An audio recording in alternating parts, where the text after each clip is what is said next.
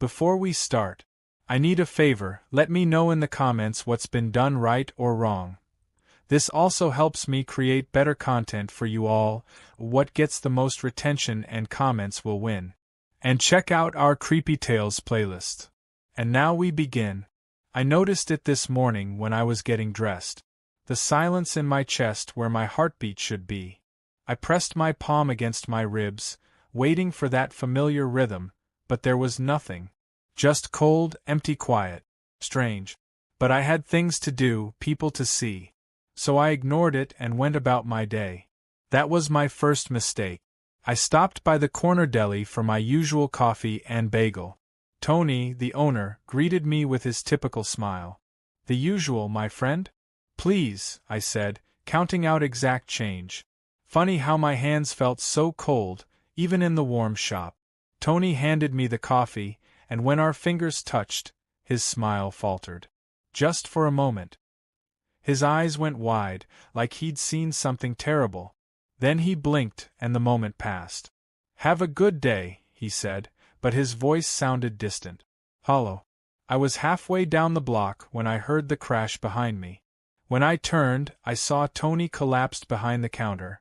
His coffee pot shattered on the floor. A customer was screaming, calling for help, but I couldn't make myself go back. Something deep inside me whispered that I shouldn't. That I was the reason.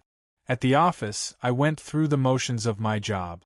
Answered emails, attended meetings, made small talk by the water cooler.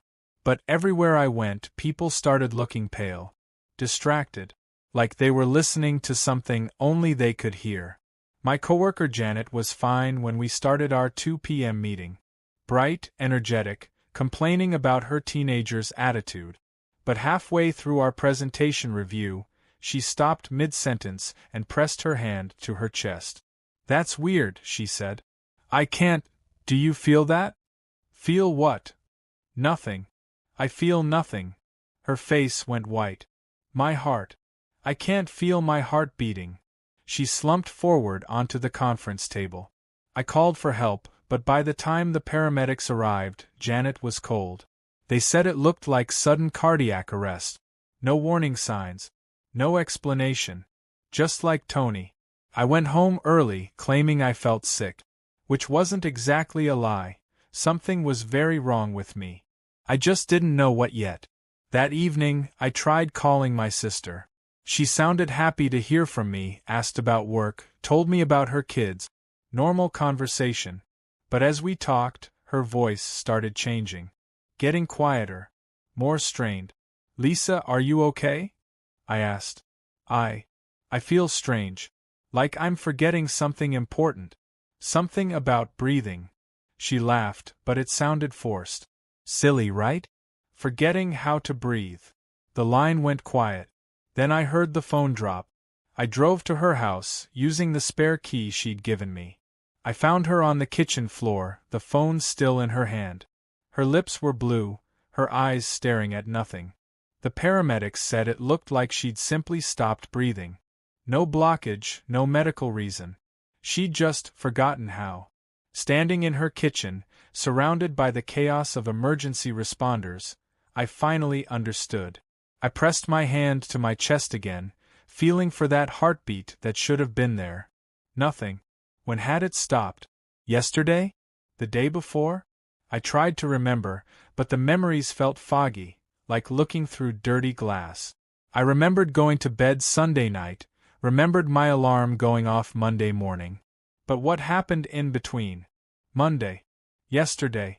I drove home through empty streets, my mind racing. In my bathroom mirror, I looked normal. Same face, same hair, same tired eyes. But when I tried to find my pulse at my wrist, there was nothing. When I held a mirror to my mouth, no fog appeared. I wasn't breathing either. How long had I been walking around dead? I sat on my couch and tried to remember Monday. Fragments came back slowly. The sharp pain in my chest while watching TV. The feeling like someone was squeezing my heart in their fist. Getting dizzy. Lying down. The sensation of falling down a very deep, very dark hole.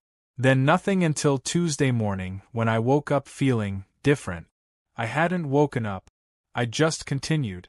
But if I was dead, what was I? A ghost? A zombie? I looked human, felt human. I could touch things, speak to people, drive a car. I just happened to be killing everyone I came into contact with. The realization hit me like ice water. I was contagious. Death was spreading through me to everyone I touched, everyone I spoke to, everyone who spent too much time in my presence. Tony, Janet, Lisa, they weren't random victims. They were infected by whatever I'd become. My phone buzzed. A text from my neighbor. Hey, saw your lights on. Want to grab a beer and watch the game? My thumb hovered over the keyboard. One word from me, one invitation, and Mark would be dead by midnight. His wife would find him in the morning. His kids would lose their father. I turned off my phone. But it was too late. The damage was spreading beyond my direct contact. Janet's family would have been with her when she died. The paramedics who responded to Lisa's call. The customers in Tony's deli after I left. How many people had I killed without knowing it? I spent the night researching, looking for answers. Stories of plague carriers, of people who spread death without meaning to. But nothing quite matched what I was experiencing. Most of the legends involved people who were still alive, still breathing, still beating. I was something else entirely. As dawn broke, I heard sirens in the distance. Then more sirens. Then the constant wail of emergency vehicles rushing to and fro across the city. The local news started reporting an unprecedented number of sudden death. Cardiac arrest, respiratory failure, unexplained medical emergencies. All in a rough circle around the places I'd been yesterday. I was patient zero in an epidemic of death. By noon, the death toll was in the hundreds. By evening, thousands. The authorities were calling it a terrorist attack, a biological weapon, a new virus. They had no idea it was just one dead man who forgot he wasn't alive anymore. I tried to stay isolated, but it didn't matter. The mailman who delivered to my box. The pizza delivery guy who left food at my door. The utility worker who read my meter. Each one took my death with them when they left, spreading it to their families, their co-workers, their friends. The city started dying in waves, rippling outward from my quiet suburban neighborhood. I should have felt guilt, remorse, horror at what I was causing. But the dead don't feel much of anything. I watched the news reports with the same detachment I'd feel watching a documentary about strangers. Which, I suppose, is exactly what they were now. Strangers in the land of the living, while I belonged to somewhere else entirely. The evacuation orders came on day 3. Military roadblocks, quarantine zones, hazmat suit. They were trying to contain something they couldn't see or understand. How do you quarantine death itself?